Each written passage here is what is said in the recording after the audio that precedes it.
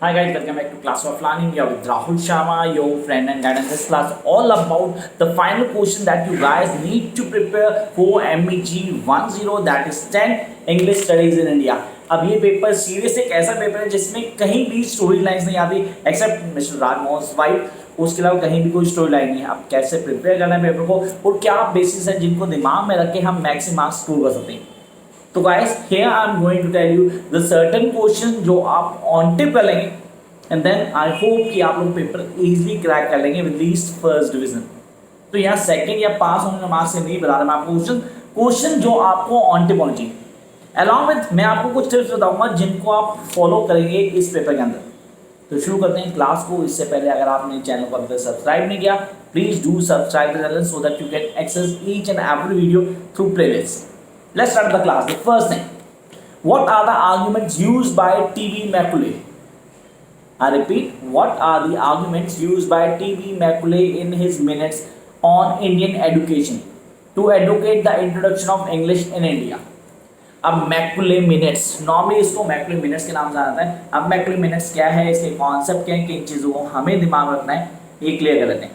The first thing that comes in our mind regarding the Macaulay minutes, sir ये highlight करता है the importance of English education in India under Britishers. Yes, अभी नहीं आया, governor Jawaharlal था, इसने यहाँ पे एजुकेशन पॉलिसी चेंज की थी. उसके हिसाब से इसने हमारी बेसिक लैंग्वेज हटा दी थी, मदर टंग को रिमूव कर दिया था फ्रॉम द प्राइमरी सेक्शन, क्योंकि ये चाहता था कि पूरी तरह से यहाँ पे इंग्लिश की डोमिनेंस हो. उसको हाईलाइट किया why English were been interested to employ English everywhere because they want the employment. अब एम्प्लॉयमेंट कैसे जनरेट होगा जब लोग इंग्लिश स्पीकिंग होंगे. तो इसके मैकले मिनट को ऑन टिप करना गाइस. यहाँ पे एक एक्स्ट्रा जो होगा उन स्टूडेंट्स के पास जिन्होंने बीएड की हुई है उन्होंने मैकले मिनट्स का क्वेश्चन कंफर्म पढ़ा होगा कंपेटिटिव के अंदर. Come to the next question. Here we are. Give a detail account of the character of Michael Madhusudan. This is the most expected question. Second after Macaulay minute कहता है give a detail account of the character of Michael Madhusudan Dutt literary output in English. अब उसका contribution क्या, अगर मैं यहाँ पे contribution of Madhusudan Dutt कहूँ तो दैट मीन सेम क्वेश्चन, कुछ अलग नहीं होने वाला. मुझे इस कॉन्सेप्ट को क्लियर करना है and how I am going to present this answer. किन चीज़ों को दिमाग में रखना हो, कैसे आंसर को प्रेजेंट करना है, that is the most important thing. ये आपको दिमाग में रहना चाहिए. Jump to the question number third. I hope आप लोग लिख रहे हैं. Write a short essay on the links between imperialism and canon formation. Canon formation याद ना, इस पे क्वेश्चन आता है. तो पॉइंट करते हैं. पहला पॉइंट हो गया हमारा किसका. The first point is all about. So the third question that we are having, write a short essay on the links between imperialism and canon formation. As I have been saying कि यार cannon वाले question को on tip करना ये confirm paper में आता है. जैसा हमने बात की थी अभी भी कि यार पहला मैकले मिनट का क्वेश्चन कंफर्म होता है पेपर में आएगा, दूसरा हो गया कैनन. अब आते हैं नंबर 4 पे. Question number 4, why and how did English, I repeat, why and how did English come to be introduce in 19th century India. Sir 19th century India, लेकिन मैं फॉर्मेशन तो बताऊंगा. मैं the Britishers came in 16th century and the changes that take place in 17th century and the education department was been head by the employers और governor of the English in 18th century. वो सारे सच बताने पड़ेंगे. Yes, I need to mention all this. ये सारे के सारे सच मैं एक्सप्लेन करूंगा ताकि डिटेल में बता पाऊँ. तो क्वेश्चन की बेसिक रिक्वायरमेंट भी है guys. Come to question number 5, write a short note और essay on the importance of role of English in modern India. ये जनरल क्वेश्चन है. हाँ, ये वो क्वेश्चन है जो पेपर में आने के चांसेस हैं, कई बार आया भी हुआ है क्वेश्चन. ये हमें ऑन टिप कर लेना है. Come up to question number 6. Mention the factors that led to canon formation. Again canon मैंने बोला था क्वेश्चन आने ही आना है, तो दोनों से एक कंफर्म मिल जाएगा पेपर में. Mention the factors that led to canon formation and comment on the effect of the canon on third world literature. Third world literature. तो ये आ गया third part. Macaulay minute canon third world literature पे question बनता है, जिसके chances भी होते हैं मैक्सिमम की क्वेश्चन आएगा पेपर में और आप लोगों को करना है. Come to the next question. Here question number 7, what do you understand by the term base and superstructure. सही है, मेरी 4 से रेलेवेंट हो गया. लग रहा है सर सुपरस्ट्रक्चर वहाँ पढ़ा था हमने, बेस को ही पढ़ा था. Are the relevant today state of literary theory. Sir यहाँ क्रिटिसिज्म का आ गया, लिटरेरी क्रिटिसिज्म से आ गया. तो बेसिक सम अप आए, कहीं से हेल्प मिल रही है हमें. कह रहा what do understand by the term base and the superstructure, are they relevant in today state of literary theory. तो आई होप ये आप बहुत इजीली करेंगे। Come on, next question. What are the issues? I repeat, what are the issues and problem in evolving a feminist canon? Sir, add on करो 4 point. Feminine canon.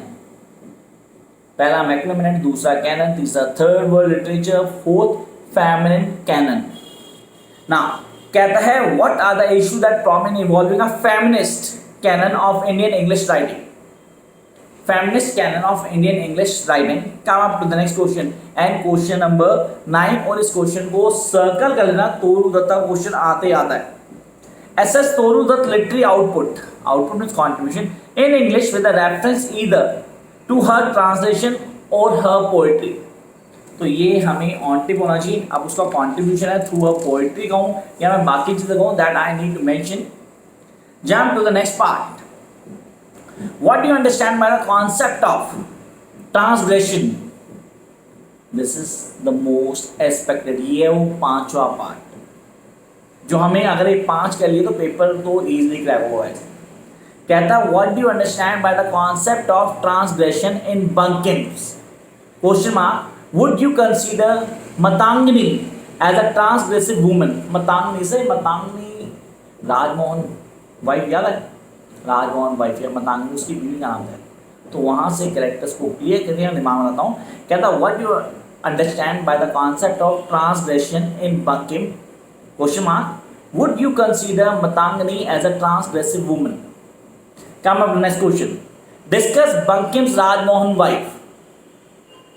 I repeat, discuss Bankim's Rajmohan wife as a novel that stands the moral values, as a novel that stands the moral values of the time when it was composed। अच्छा, जब वो compose किया गया उस moral values को ज़्यादा highlight करता है कि कॉन्सेप्ट को बताता था, वो सारी चीज़ आपको मेंशन करनी। Come next question from the Rajmohan wife. कहता है discuss in detail the major themes, discuss in detail the major themes present in Rajmohan wife. जो मेजर थीम्स प्रेजेंट है वो सारी की सारी आपने बतानी। Now jump to next point. The question is discuss the role of English literature।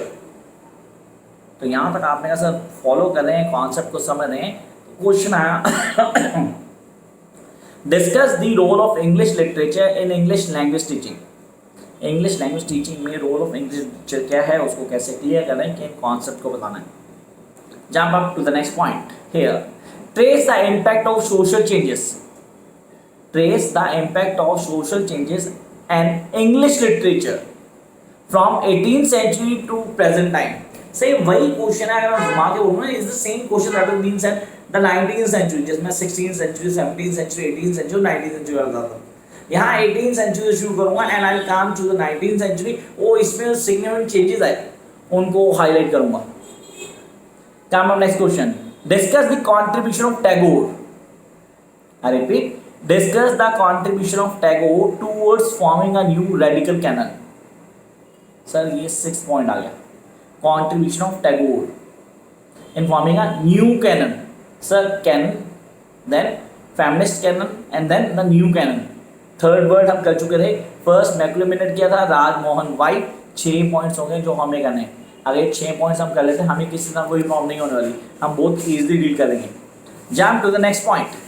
How does Nagari, I repeat, how does Nagari Twingo advocate decolonization of mind? ये वो 7वां पॉइंट जो आप लोगों को ऑन टिप होना चाहिए, that is decolonization of mind and that is the most point जो हमें ऑन टिप होना चाहिए, पेपर में कंफर्म आता है। So here I repeat, how does Nagari Thong advocate decolonization of mind with reference to African literature? तो ये वो क्वेश्चन है जिसको करना जरूरी है। And 7th in your addition आपने कहा 7 पार्ट बना लिया आपने, 7 के 7 अगर बजा तो पेपर में कोई क्वेश्चन ऐसा नहीं हो जो आपको ना आता हो। Come up to the next question here. Discuss Raja Rammohan Roy's contribution. Raja Rammohan wife नहीं बोला मैंने बोला discuss Raja Rammohan Roy's contribution to Indian English writing. Yes, Indian English writing का एक क्वेश्चन कंफर्म होता है। ये हो गया 8वां point. Discuss Raja Rammohan Roy contribution to Indian English writing in pre-independence era। Yes, you guys need to mention the Raja Ram Mohan Roy contribution pre-independence era. And the last question, yes, we are here in the last question, and that too come from the third world literature. कहता है, do you agree with Amos content? Do you agree with the Amos contention that third world literature is now very much a part of the canon? Yeah, it is a very much part of the canon. So ये थे वो question जो आपको last आप preparation में on tip होने चाहिए for MBG 10. I hope you guys are going to follow this. For more, you just need to like, share, and subscribe, and make sure that you guys are going to follow each and every point. और बाकी जो prompts हैं तो comment box आपके लिए, आप comment कीजिए. I try to solve your problem as soon as possible. Till then keep studying guys, all the best.